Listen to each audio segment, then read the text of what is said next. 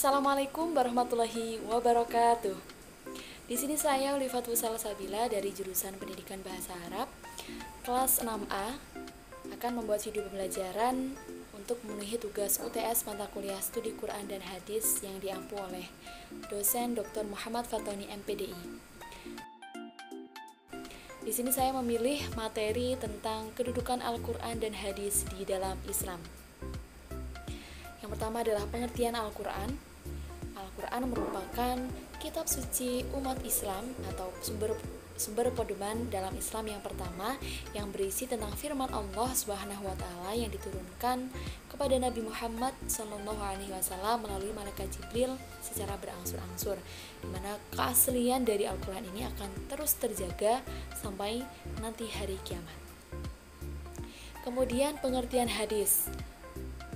Definisi hadis menurut Al-Ghawri yaitu ma udifu ilan nabi sallallahu alaihi wasallam min qaulin aw fi'lin aw taqririn aw sifatin.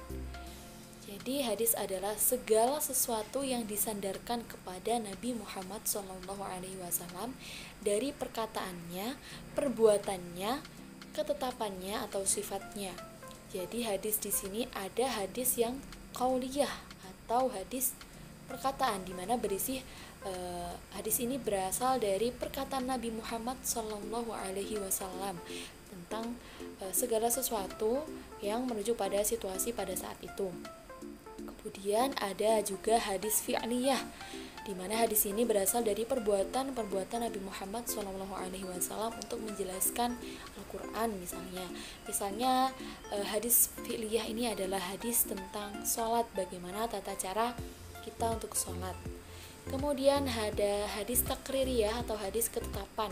Hadis ini berisi tentang ketetapan Nabi Muhammad atau sikap diam beliau. Seperti itu. Kemudian kedudukan hadis terhadap Al-Quran.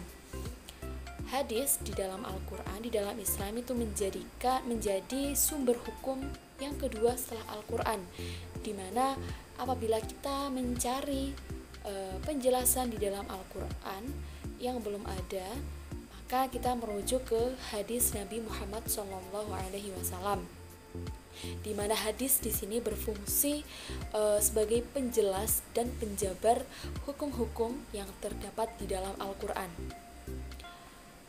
Selanjutnya, fungsi hadis terhadap Al-Quran yang pertama adalah menegakkan atau menegaskan, menguatkan hukum-hukum yang terdapat di dalam Al-Quran, seperti perintah sholat, di mana dalam Al-Quran sudah tertulis ada perintah sholat, wa aqimus sholata wa atuz zakah, di mana umat Islam diperintahkan untuk menunaikan sholat dan membayar zakat. Hal itu dikuatkan dengan hadis Nabi Muhammad SAW bahwa Nabi Muhammad juga memerintahkan umat Islam untuk mengerjakan sholat dan menunaikan zakat.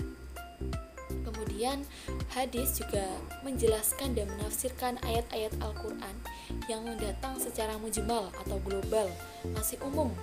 Jadi hadis itu bisa menafsirkan serta memperinci ayat-ayat yang masih umum sifatnya.